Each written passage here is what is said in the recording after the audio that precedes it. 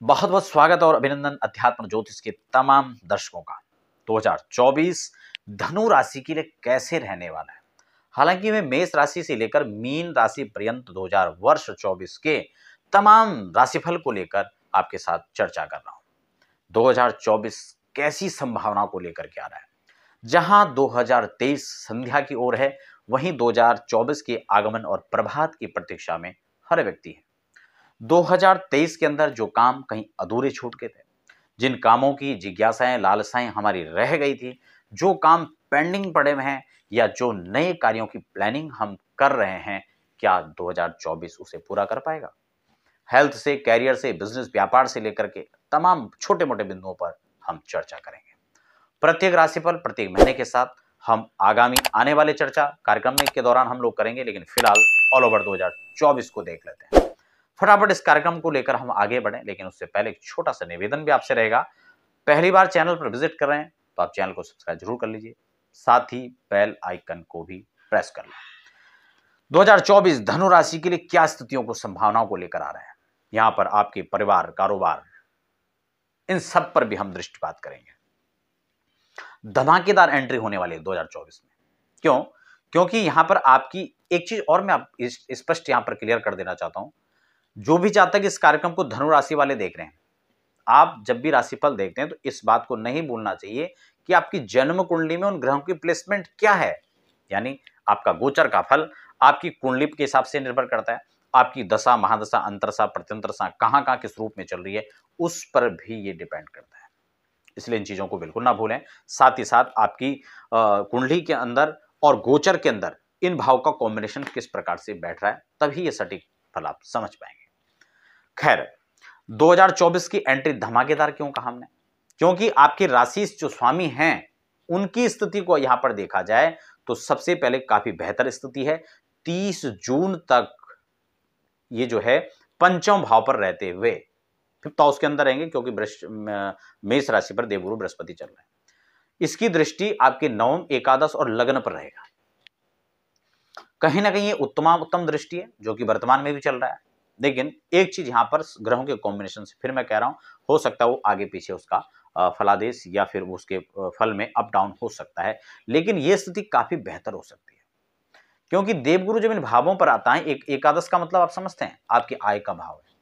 आपके लिए आय से जुड़े हुए संसाधनों में वृद्धि करने वाला योग बनेगा। लग्न भाव पर इनकी दृष्टि आपके स्वास्थ्य में वर्धक होने का काम करेगा, आपके स्वास्थ्य वर्धन का काम करेगा, आपको किसी रोग समस्या से निजात दिलाने का यह काम यहां पर देवगुरु करेंगे। साथ ही साथ फाइनेंशियली स्टेटस तो वो आपका बेहतर यहां पर रहेगा ही रहेगा। अब जब ये 30 मई के बाद 1 मई पर इनका परिवर्तन होगा आपके लिए, क्योंकि राशि के स्वामी होते हैं, आपके राशि और लग्न दोनों के स्वामी देवगुरु बृहस्पति होते हैं, तो इनका एक विशेष प्रभाव आपको देखा जा सकता है। क्योंकि कई बार लग्न के अनुसार आपके लग्न के स्वामी दूसरे होते हैं और कई बार आपके राशि के आधार पर फिर राशि स्वामी बदल जाते हैं। लेकिन यहां पर राशि यानी राशि के स्वामी और आपके लग्न के स्वामी दोनों देवगुरु बृहस्पति हैं, जो कि आपके पंचमस्थ हैं। लेकिन 1 मई के बाद वो षष्ठम भाव के अंदर हो जाएंगे। जहां उनका स्थान परिवर्तन होगा, वहां पे एक चीज और बेहतर आपको देखने को मिल सकता है। रोग, रिपुण, ऋण छठा भाव माना जाता है।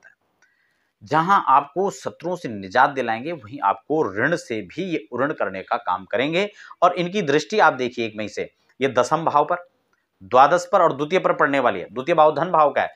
खर्च भाव के साथ साथ द्वितीय भाव भी बलिष्ठ और पुष्ट हो रहा है। यहां पर दो चीजें उभर करके आती हैं। जहां आपके खर्चे तो बढ़ेंगे निश्चित रूप से, लेकिन उन खर्चों को आप इन्वेस्ट के तौर पर अगर करते हैं तो फिर आपका धन आपको मल्टीपल होकर के वापस लौटेगा। लेकिन अगर आप उनको किसी फजूल के खर्चों में व्यस्त कर देते हैं तो वो खत्म हो जाएगा। इसलिए ये आपकी बुद्धि और विवेक पर निर्भर करता है कि आप अपने पैसे को कहां पर लगाएं।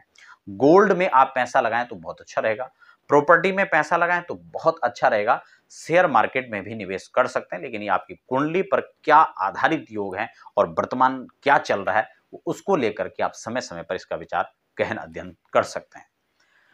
खैर, ये आपका काफी अच्छा एक संयोग यहां पर 1 मई से हम देख पा रहे हैं। दशम भाव पर यह आपका राजकीय भाव होता है। अगर आप किसी प्रकार से व्यवधान, किसी अड़चन, किसी बाधा या किसी कोर्ट कचहरी के चक्करों में आप पड़े हुए थे, मुकदमाबाजी चल रहा था, तो उससे भी आप निजात पा सकते हैं। और अगर आप कॉन्ट्रैक्ट रहते हो, आपके लिए बड़ी एक अपॉर्चुनिटी यहां पर देखी जा सकती है। देवगुरु आपको एक धन का एक बड़ा खजाना, यानी बड़ा कॉन्ट्रैक्ट आपको दे सकते हैं। आप निष्ठा जिम्मेदारी के साथ इस काम को करते हैं तो देवगुरु यहां पर निश्चित रूप से आपको धन के मालिक, धन कुबेरपति आपको बना सकते हैं। आपको एक अच्छा धन यहां पर उपलब्ध करा सकते हैं। आपकी नई संभावनाएं 2024 के अंदर काफी यहां पर मुझे नजर आ रही हैं। देवगुरु शनि का पराक्रम भाव पर यहां पर चला जाना, ये स्वग्रही होकर के ये निश्चित रूप से जहां आपकी मेहनत को तो बढ़ाएंगे, आपके पराक्रम बल भाव को तो बढ़ाएंगे, साथ ही साथ आपके मेहनत के साथ, रहमत के साथ आपको आगे बढ़ाने का भी काम करेंगे। ये नई अपॉर्चुनिटी आपके लिए हो सकती है। भाई बहनों के साथ जहां आपकी कोई खटपट थी, प्रॉपर्टी को लेकर कोई विवाद चल रहा था, पारिवारिक रिश्ते खराब हो रहे थे, मित्रों के साथ रिश्ते खराब हो रहे थे, तो ये काल भी अब आपको अच्छा एक परिणाम लाकर दे सकता है। हालांकि शनि की स्थिति प्लेसमेंट फिलहाल यहीं पर चल रही है, तो ये आपके लिए अच्छा कहा जा सकता है।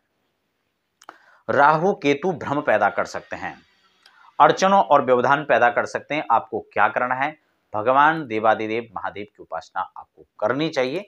रुद्राभिषेक बीच बीच में करते रहे महीने 2 महीने के अंदर, क्योंकि जो स्थितियां यहां पर कहीं प्रतिकूल बनती भी जा रही हैं, उनसे महादेव आपकी रक्षा करेंगे। आपके स्वास्थ्य पर नकारात्मक जो प्रभाव है उसको भी खत्म करने का काम यहां पर करेंगे। उपाय में आपको एक और उपाय मैं बता दूं कि सुंदरकांड का पाठ करना है, खासकर शनिवार और मंगलवार को कर लें, नहीं है तो हफ्ते में भी एक दिन करें तो भी चलेगा। तो आप इन दिनों में सुंदरकांड का पाठ करें और 5 मुखी या 7 मुखी रुद्राक्ष में से जो भी हो वो आप अपने हिसाब से इसको धारण कर सकते हैं।